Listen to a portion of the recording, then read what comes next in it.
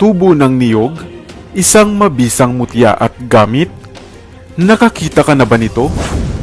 Hello, what's up? Your best here. Sa videong ito ay kilalanin natin ang isang bertud o mutya mula sa bunga ng niyog, ang tubo nito. Ano nga ba ang mga tinataglay nitong kapangyarihan at bisa? At ano ang dapat mong gawin kung makasumpong ka nito? Kaya kung bago ka pa lamang sa ating channel ay huwag mong kalimutan na pindutin ang subscribe button at ang notification bell upang lagi kang updated sa aking mga bagong uploads. Ang Pilipinas ang isa sa mga bansa sa Asia na pinagmumulan ng maraming produkto na buhat sa puno o bunga ng niyog. Niyog na masasabing puno ng buhay, sapagkat bawat bahagi nito ay magagamit o kapaki-pakinabang. At kung ikaw ay laking probinsya, ay siguradong pamilyar ka na nga sa tubo ng niyog. Ang tubo ng niyog o coconut pearl, coconut embryo o coconut apple ay isang parte o bahagi ng bunga ng niyog. Bakit nga ba nagkakaroon nito? Ang bawat bunga ng niyog ay binubuo ng bunot, ng baon ng niyog, ang matigas nitong outer layer, laman na kadalasang pinagmumulan ng gata, at ang sabaw o tubig nito. Subalit sa tuwing ang isang niyog ay magmamature na o magkakaedad na, ito ay nagsisimula ng magkaugat sa labas, gayon din ang mga dahon nito. At kung ito ay bubuksan ay naroon ang tubo o coconut embryo. Masarap itong kainin, makatas, malutong at manamis-namis. At maaari mo ngang isangkap sa ilang piling putahe. Subalit ayon sa mga matatandang paniniwala ng mga magmumutya at antingero, maliban sa kapangyarihang taglay ng baon nito o ng baon ng niyog na walang mata, ang tubo o embryo nito ay isa rin palang mutya. Sa oras na makakuha ka raw nito ng tubo ng niyog na naging bato, itago ito at ingatan, sapagkat bibihira lamang itong masumpungan.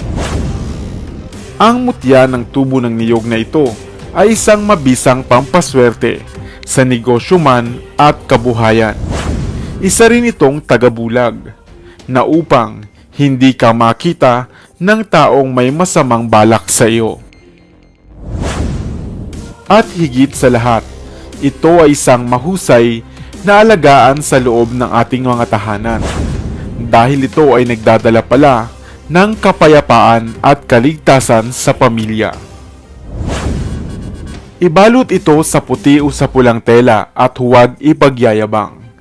Napaka-rare o napakabihirang makahanap o kahit makabili nito, dahil napakabihirang maging bato ng tubo nito. Kaya doble ingat kung may mag-aalok sa inyo nito. Ikaw, nais mo rin ba magkaroon nito? Subalit, lagi pa ring tatandaan na ang pananalig pa rin sa may kapal at palaging paghingi ng gabay sa kanya ang siyang pinakamalakas na pananggalang. Sana ay may bago kang natutunan sa videong ito. Iwan ka naman ng comment sa comment section sa ibaba. I-like at i-share mo na rin para naman sa kaalaman ng iba.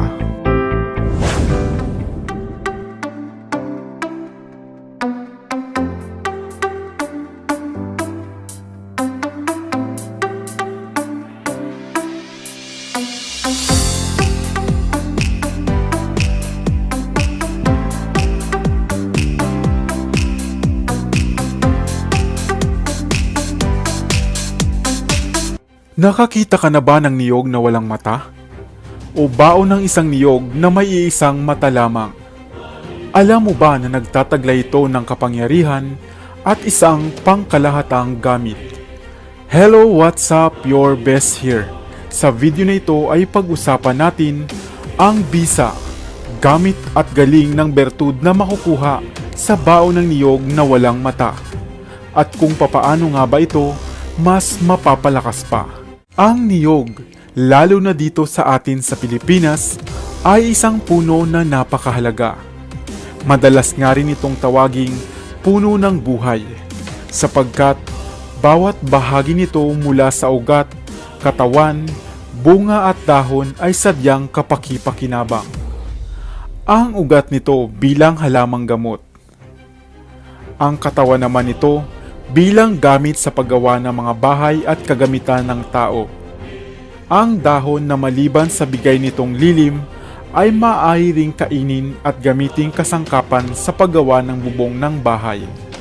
At ang huli ay ang bunga nito na masarap kainin at sangkap sa mga lutuin.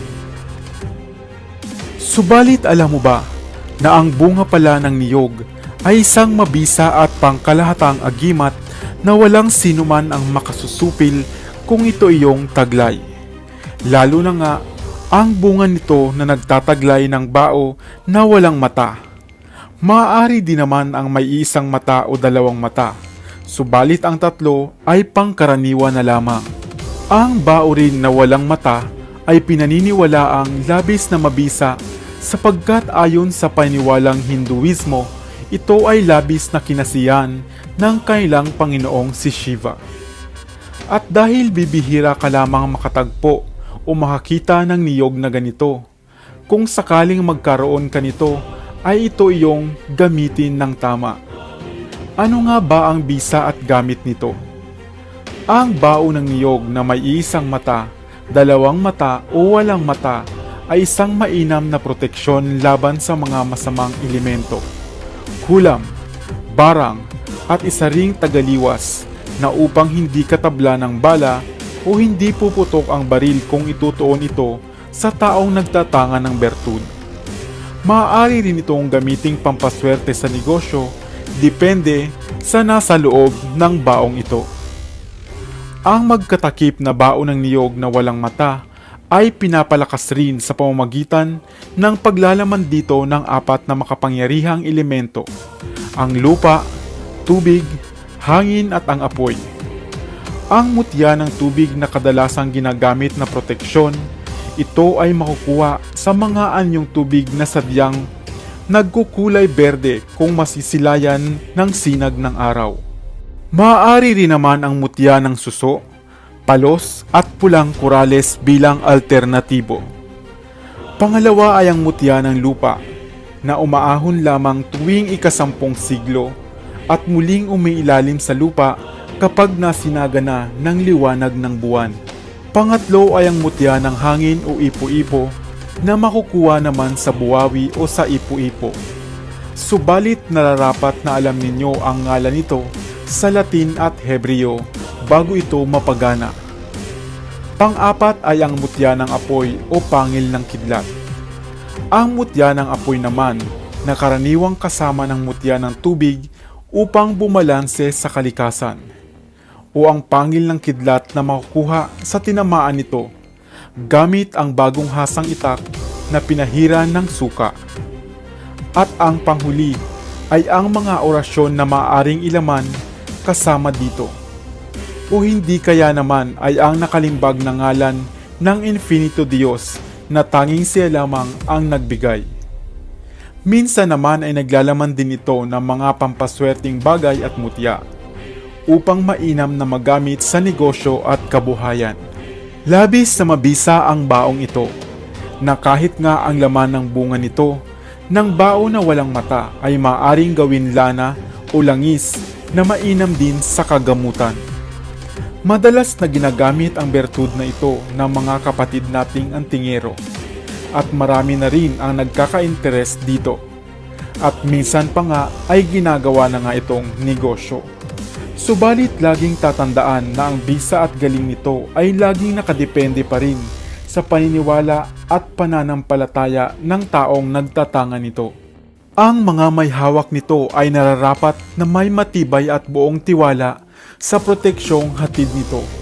At higit sa lahat ay nagtataglay ng malinis na hangarin at kalooban. Nais mo rin ba ng bertud na ito?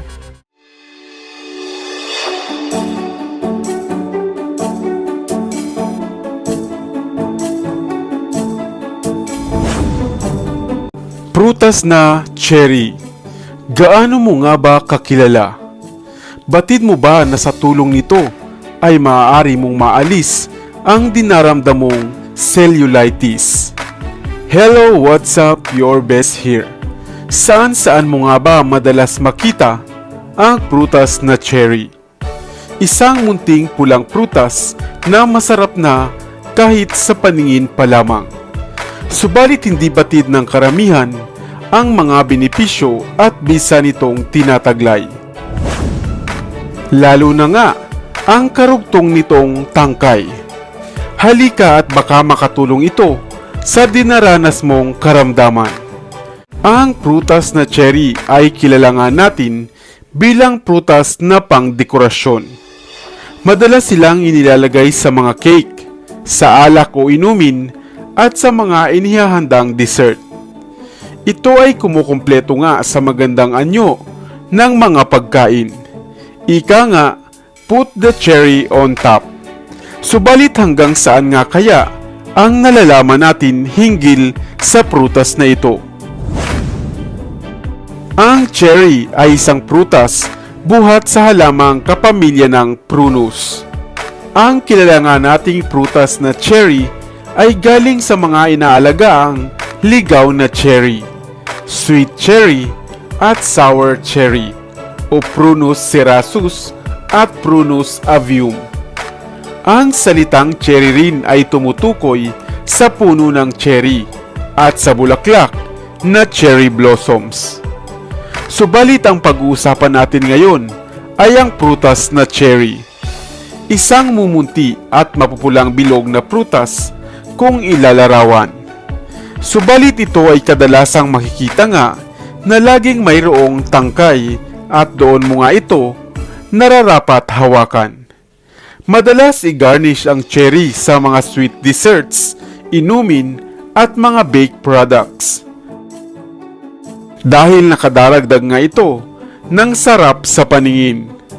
Ngunit hindi batid ng karamihan na maging ang tangkay nito na kadalasan nga itinatapon lamang ay higit palang masustansya. Ang tangkay ng cherry o cherry stems ay mainam na lunas sa mga dumaranas ng UTI o problema sa ating kidney.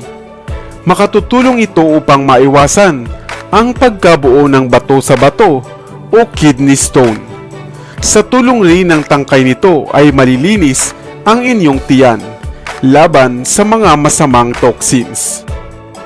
Pinalalakas din ito ang metabolismo at pinapanatiling normal ang daloy ng dugo. Kung kayo naman ay isa sa 80% ng mga kababaihan na dumaranas nga ng cellulitis o cellulites, ay eto na ang inyong solusyon. Maaalis din ang sakit ng inyong tuhod, urayuma, gout at maging arthritis. At higit sa lahat, maaari kayong mapakalma gamit lamang ang tangkay ng cherry. Maaari mong kunin ang natitirang tangkay ng kinain mong cherry, patuyuin ito sa ilalim ng araw at saka lagain o pakuluan upang gawing tsaa. 5 kutsarang tangkay para sa 1 litrong tubig na pagpapakuluan na maaari mo ngang inumin ng 2 beses sa isang araw. Kaya sa susunod na kakain ka ng cherry, huwag mo nang itapon ang tangkay nito dahil maliban sa prutas ay higit pa pala itong epektibo. Sana ay may bago kang natutunan sa videong ito. Iwan ka naman ng comment sa comment section sa ibaba. I-like at i-share mo na rin para naman sa kaalaman ng iba. Dito na sa Best TV, tayo ay matuto. Utak mapuno ng bagong kaalaman. Dito na sa Best TV, tayo ay lumibot. Lihim na mundo ay ating matuklasan. Dito yan sa Best TV, dito yan sa Best TV, dito yan sa Best TV. Sapagkat lamang ang laki may alam. Dito yan sa Best TV. Tara bes, sabay-sabay tayo na matuto. Pagkat dito sa mundo lamang ang siyang marunong. Ating utak sa lina ng panibagong dunong. Mga bagay na sa buhay ay makakatulong. Mga sikretong kalikasan